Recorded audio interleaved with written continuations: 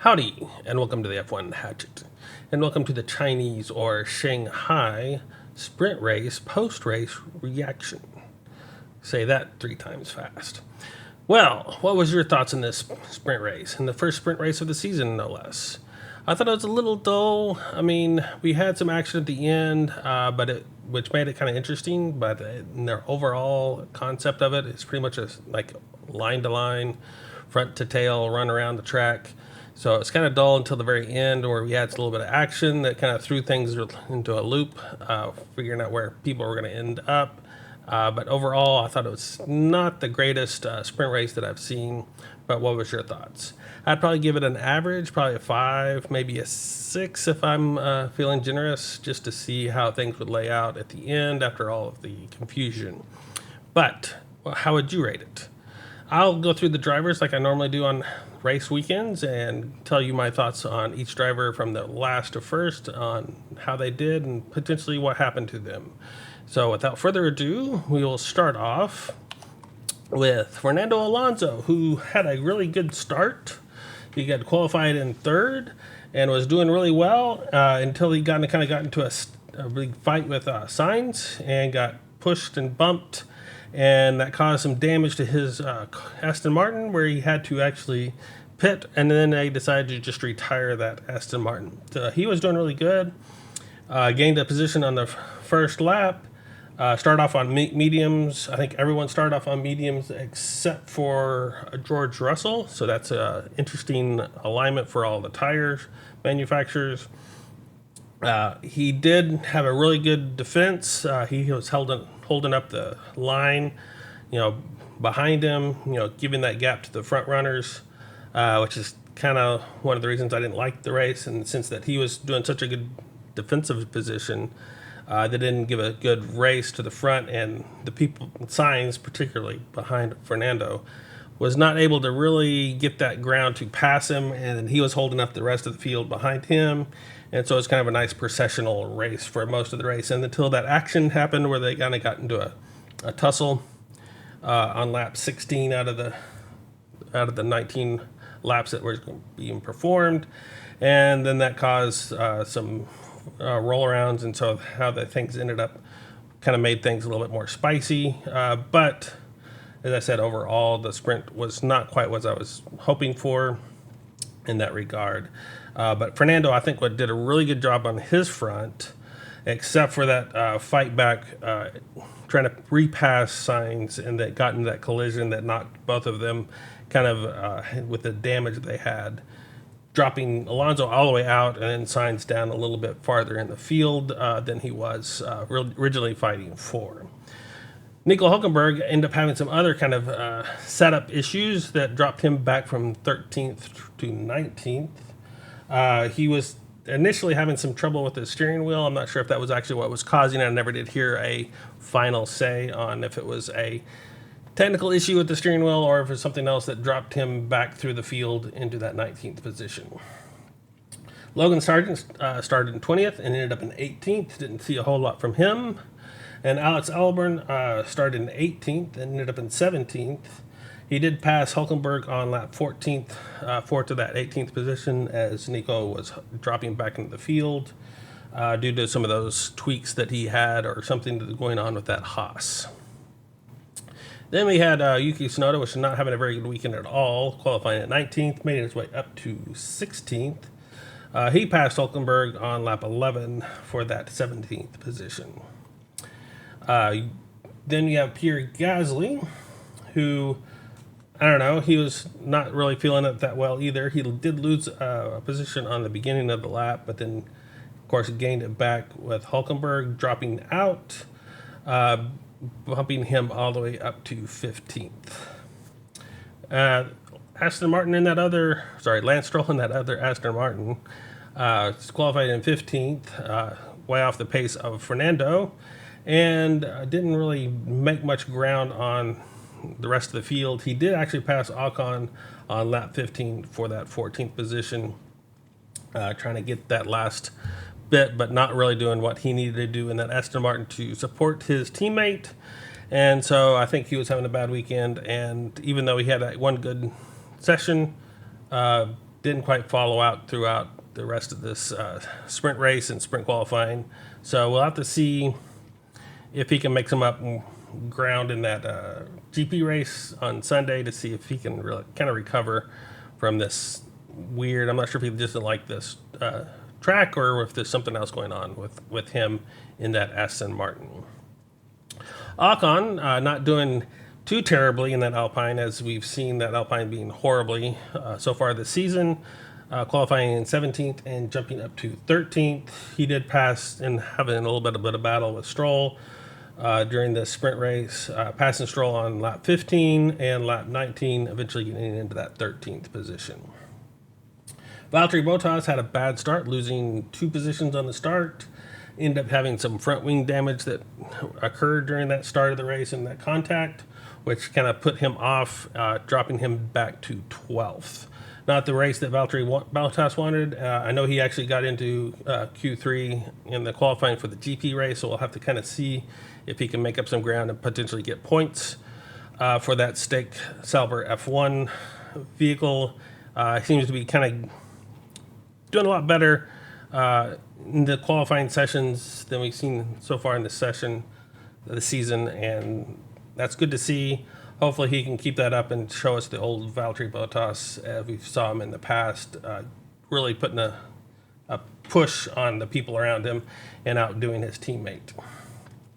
Daniel Ricciardo qualified in 14th, ended up in 11th. He did gain 1 position on the start of the race, and with that new floor chassis that he got, it looks a little bit more confident. I'm not sure if that was actually the cause or if it's just the confidence that he has in that Red Bull with that change, giving him that edge over his teammate Yuki, or if Yuki's just having some rough times, but Daniel has ended up out-qualifying him in the sprint and doing them better in the sprint race. And it looks like he has qualified him in the GP race as well. So good on Daniel. Hope he can keep this up, given a big fight, so it's not quite so questionable whether he's going to be dropping out of the next seasons of F1, or if he's going to be, still stuck in that RB or potentially moving to some other team. That was a quick rundown of the bottom 10. So if you like this kind of material and you want to see more of it, especially for the GP race, please like and subscribe. It'll help the algorithms in me presenting this kind of material. And for that, we will move to the top 10. We get Kevin Magnussen in that 10th position. He qualified in 12th. Even though he's in 10th position because it's a sprint race, no points for him.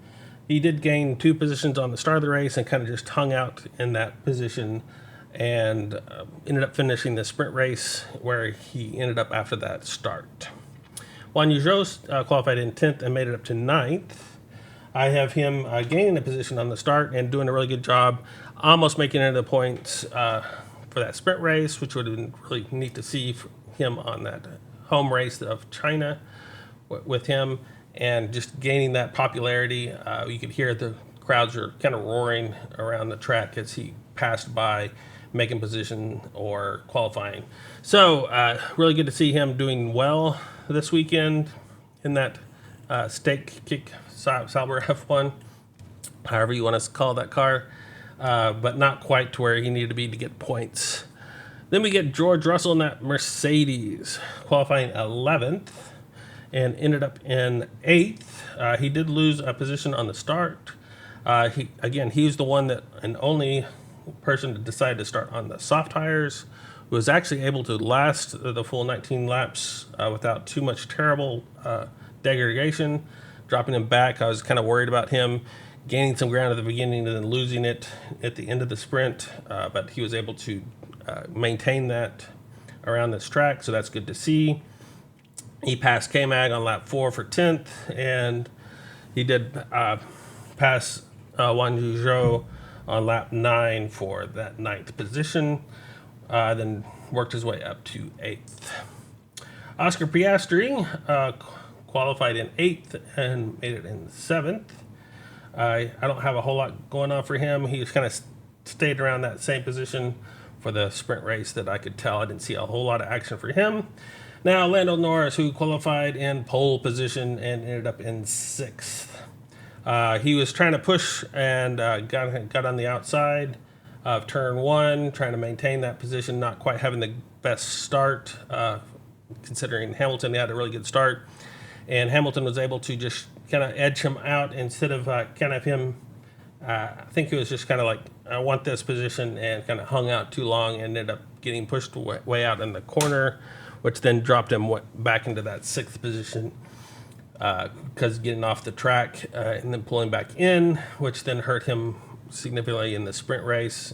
Instead of trying to just give up that position to Lewis and then trying to regain that later, he kind of made that one mistake, but he was doing fairly well, and he was complaining about some tire degradation throughout the sprint race, so we'll have to watch those McLarens as they go through the GP race to see if it's as bad as he was claiming in the sprint. But overall, that was the one he dropped back into the 6th position. It was that main mistake on that first lap, first start for him. I think the pressure's on him because he hasn't won a race, or people around him have, and so that's kind of getting on his nerves, giving that little edge that kind of makes him potentially do some more errors that he shouldn't have done.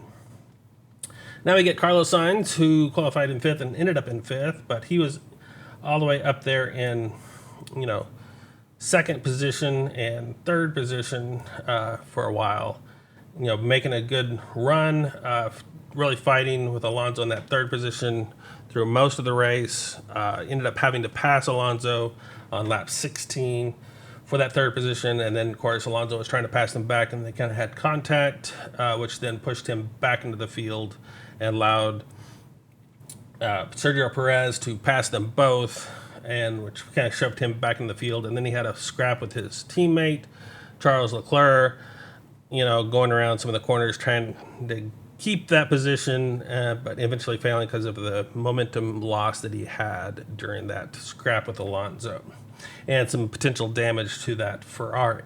So a good run, a good showing from Carlos Sainz, even though he ended up in the same position he was. He doesn't kind of look that way in this setting, but I think he really did a good job. He didn't quite do as well in the GP qualifying, kind of dropping back a little bit farther in the pack, but we'll see how they go for the full stint versus just a sprint, and see if there's, pit strategy will come into play at all in that running or not. But I think the Ferraris have a decent chance of passing Alonso in that regard, and you have to watch the McLarens again to see how well they do in the long stints versus the short. Charles Leclerc qualified in 7th and went to 4th. A really good run for him to gain those positions. He did gain a position on the start. He eventually passing Alonso on lap 16 for that 5th position, and passing Sainz on lap 17 for that 4th position. Finally maintaining that position and getting decent points for Ferrari. Sergio Perez, qualified in 6th. Not the greatest qualifying for him, but not too far off the pace, and made it all the way up to 3rd, which gave him rough good points to minimize any kind of damage. Not quite into that 2nd position, but a good running for Sergio Perez. He did pass that double pass from Alonso and Sainz on lap 16 to get that 3rd position, which was really kind of neat to see, him taking advantage of that battle that was ahead of him and be able to get around both of them in that corner. But a decent run for him. He did, come up and make that 2nd position in the qualifying for the GP race. So we'll see if he can put any kind of pressure on his teammate, or if he's just acting as a barrier between his teammate and the rest of the field, and how that podium positions will play out in the actual GP race. Now we come to Lewis Hamilton, who actually did a really good job in that Mercedes, considering that Mercedes this season being a horrible Mercedes, gaining some grounds from last season, but still not the Mercedes of the past. Did qualify in 2nd, ended up in 2nd. He said he kind of fought up there and gained that 1st position from Lando, and then was able to maintain that for a little bit, but then Max kind of came through and took that position away from him. He had a good start. I said, taking that position from Lando. He was kind of had a lock up a little bit that allowed Max to actually pass him without too much pressure or DRS, momentum, which then just allowed Max to get ahead of him without too much of a fight, and Max then kind of ran away with it after that. So we'll have to see. I know he had a horrible qualifying for the GP race, dropping way back in Q1. So how that's going to play out for him in the big race, I don't know. I know they can make those changes. Hopefully those changes will help him and not hurt him. And it was just a mistake on his part in the qualifying. I'd like to see him, battling it up with those front runners, giving a little bit more competition and a little bit more excitement for those people in the front, seeing if the people can pass or if there's something else going on. And then, of course, we have our champion for the last couple seasons, Max Verstappen, who had some little hiccups in the sprint qualifying and ended up in 4th overall. But that didn't hurt him too bad, as he kind of made a good start, jumped and got a position on the start, took second from Alonso on lap 8, and then took first from Hamilton on lap 9, and then just kind of sailed away with it. He had a 7.7 second-ish lead on lap 16, and then by the end of the race he had like a 13 second lead over all of them, which kind of makes me questioning the GP race on how exciting that front position is going to be. And if you just heard, I had an AC kick on, and I apologize for that. My main house AC went out, and so I'm having to have a little portable unit that's come in, trying to keep me a little bit cool, so that's why you hear that hum in the background. But overall, Max was doing an excellent job. I just kind of wish he wasn't doing so well, so he'd have a little bit more action, and I'm kind of afraid for the GP race, as he was able to take out so much a good lead in the sprint round, how that's going to play out in the longer GP race, to see if he's just sailing ahead all by himself like he was kind of like last season, or if there's a little bit more action to be had in that front running position, with pit stop strategies potentially causing some headaches for him or not. But overall, a good race in general, just not quite the sprint race that I was hoping for. I had the action at the end, but for the 2/3 of it, it was kind of like boring, with just a little bit of action, kind of parading around in the circuit from tail to nose around this. So what did this do to the driver standings? Nothing really. Pretty much everybody stayed in the same position they were, gaining points here and there. So they gained a little bit of ground or lost a little bit of ground to the people around them, but the actual order stayed the same. So we still have Max Verstappen in the lead with 85 points, followed by Sergio Perez, his teammate, with 70, and Charles Leclerc, 64, Carlos Sainz, 59, Lando Norris, 40, followed by his teammate Oscar Piastri with 34, so there's a little bit of a gap there. George Russell with 25, Fernando Alonso not making any ground, so he didn't pass George this time, with 24 points. And Lewis Hamilton, even though he did really well, is still in 9th with 17 points, followed up on that 10th position with Lance Stroll. Did this make any changes to the constructor standings? No. The constructor standings, of course, stayed the same. You can see the previous points in the first column, and the second column is the current points. So we have Red Bull with 155 points, and Ferrari kind of trailing a little bit with 129. McLaren with 74, and Mercedes with 42. And we have Aston Martin in that 5th position with 33. Then we have the nice big gap down to RB with 7, Haas with 4, and Williams, Stake, and Alpine yet to score. So what is coming up next, of course, is the actual GP race for Shanghai. And we have the same general stats, the length of 3.387 miles, running 56 laps. We're going to have a total race distance of 189.559 miles. And the lap record is still held by Michael Schumacher in 2004 with a 1 minute 32.238 seconds. And it was introduced in 2004. So we will see you, and hopefully see you back here on Sunday for the results and my reactions for the actual GP race. And until then, I will see you on the grid.